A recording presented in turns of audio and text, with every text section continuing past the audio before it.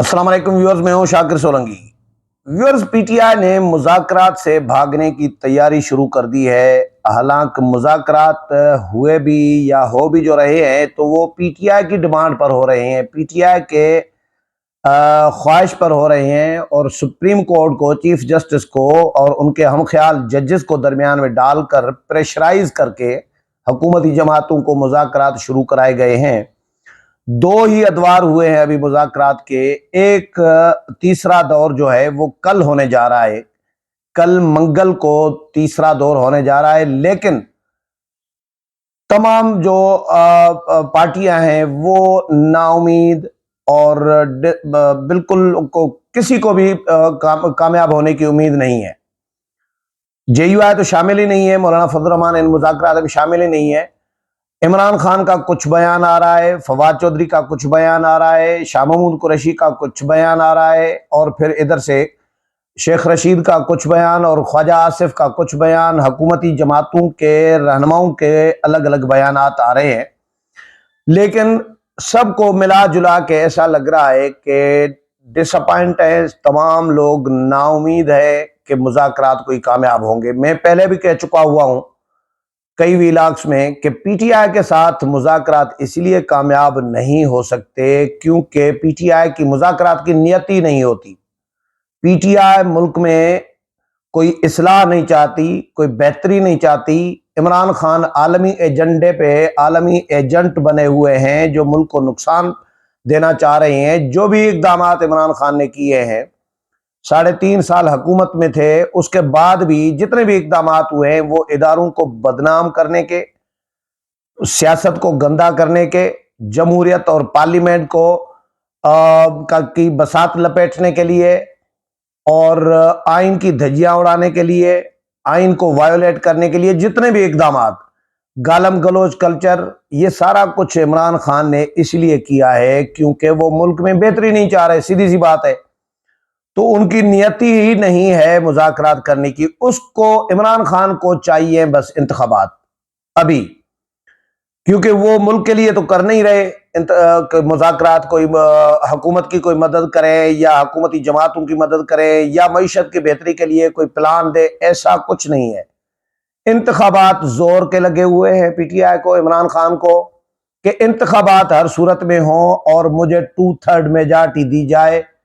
मैं ऐसे इलेक्शन को नहीं मानूंगा, ऐसे हुकूमत नहीं लूंगा जिसमें मुझे 2/3 मेजॉरिटी नहीं होगी। ये खुद कह चुके हैं मुतअद्दिद बार इमरान खान कि अगर मुझे 2/3 मेजॉरिटी न मिली तो भी मैं असेंबली तोड़ दूंगा, दोबारा इंतखाबात कराऊंगा। भाई, मुल्क के साथ करना क्या चाह रहे हैं? खिलवाड़ करना चाह रहे हैं इमरान खान साहब।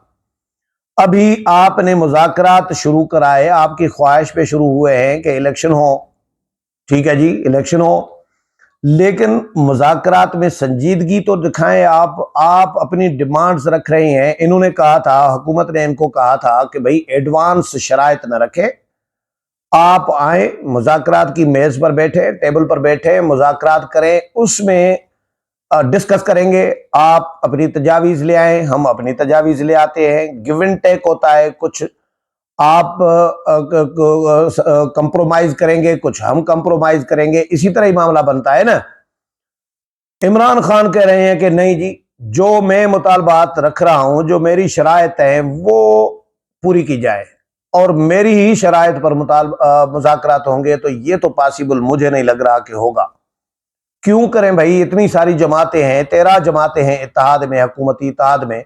ये तो चले चीफ जस्टिस साहब पाकिस्तान को अल्लाह नेकी दे, उमर अता बंदियाल साहब और उनके हम ख्याल और इमरानदार जजेस जो शोहरत रख रहे हैं नाम, तो उनको अल्लाह नेकी दे कि उन्होंने इमरान खान की सहूलतकारी की है। इमरान खान के लिए मुज़ाकरात के मेज पर हुकूमत को बिठा के दिया है, प्रेशराइज करके।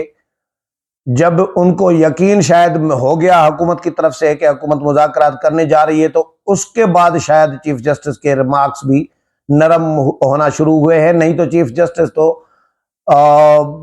छड़ी लेके बैठे हुए थे, हाँकना चाह रहे थे इन तमाम सियासी जमातों को। चीफ जस्टिस के जो सीनियर थे साकिब निसार, उनके करतूत जो है, उनका लक्षण आपके सामने आ चुके हैं।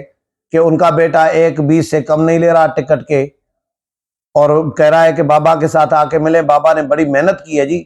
تو یہ اس طرح ہی ظاہر ہے جو سہولت کار ہیں وہ اسی طرح کے سہولت کار ہیں. تو عمران خان کی خواہش پر مذاکرات ہو رہے ہیں، لیکن اب بھاگنے کی تیاری شروع کر دی ہے. وہ اس طرح کہہ رہے ہیں کہ جی لانگ مارچ کریں گے مذاکرات ناکام ہوئے. تو بھائی مذاکرات ابھی ناکام ہوئے ہی نہیں ہیں. آپ نے ایڈوانس میں کیسے اعلان کر دیا؟ عمران خان، فواد چودھری سارے کہہ رہے ہیں، شاہ محمود قریشی، کہ مذاکرات کا نتیجہ نہیں نکلا، ناکام ہوئے تو ہم تاریخی لانگ مارچ کریں گے. 2 لانگ مارچ کے تو آپ کے ٹھس ہو چکے ہیں خان صاحب، 25 مئی کا اور اس کے بعد لبرٹی لاہور سے جو لانگ مارچ وزیر آباد والا، یہ دونوں تو آپ کے ٹھس ہو گئے. آپ نے حملے کا ڈرامہ کر کے، اور ابھی تک پلاسٹر آپ کا اتر نہیں رہا ٹانگ سے.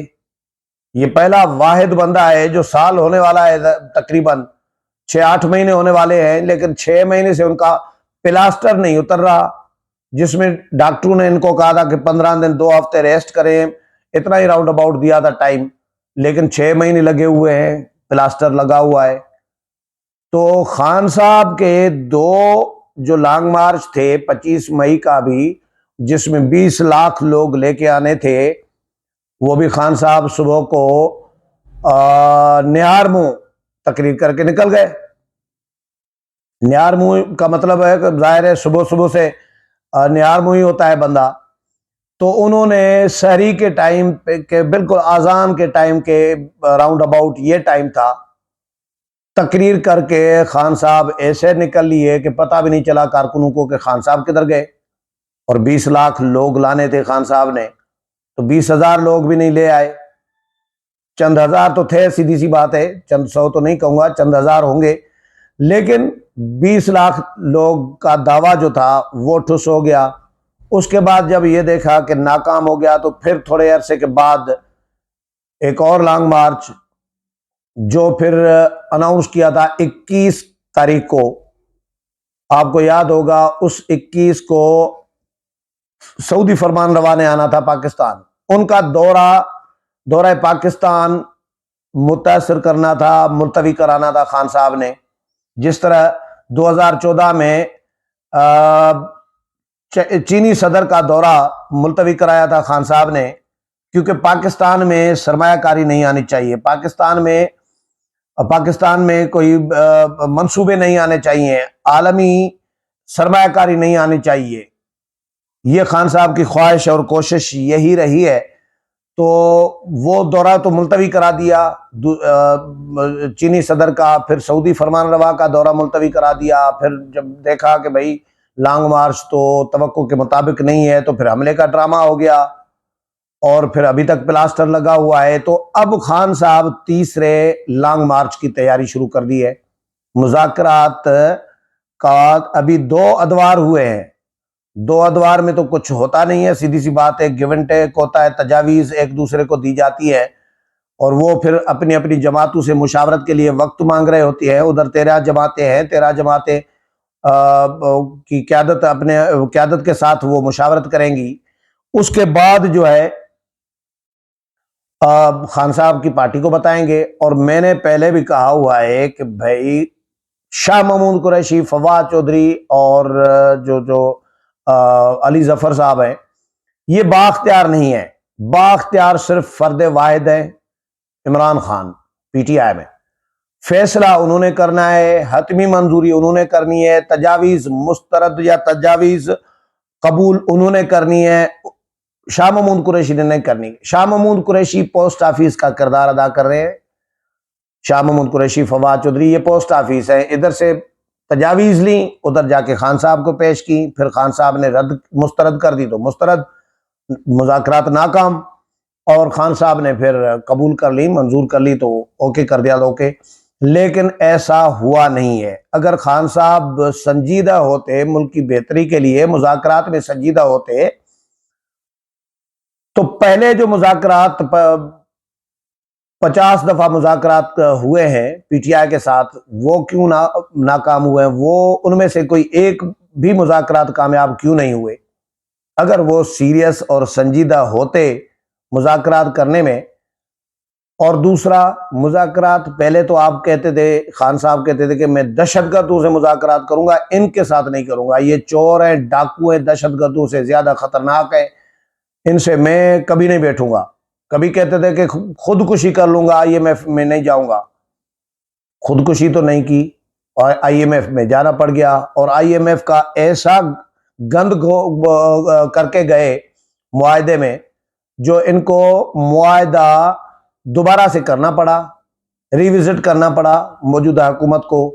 اور پھر اس میں بھی IMF سہولت کاری کر رہا ہے. ایک طرف ججز، معزز ججز سہولت کاری کر رہے ہیں، دوسری طرف IMF سہولت کاری کر رہا ہے. امریکہ عالمی اداروں اور عالمی طاقتوں اور صہیونی قوتوں کے اشارے پر آگے کیا ہوا ہے IMF کو. یہ جو ناک رگڑوا رہے ہیں پاکستان کو IMF، وہ کس کے کہنے پہ؟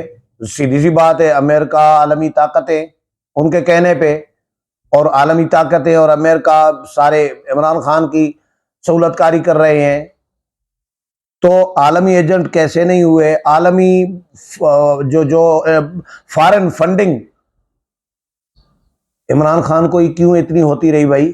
ثبوت سامنے ہے، ثابت ہو چکا ہے، ڈکلیئر ہو چکا ہے Imran Khan foreign funded leader.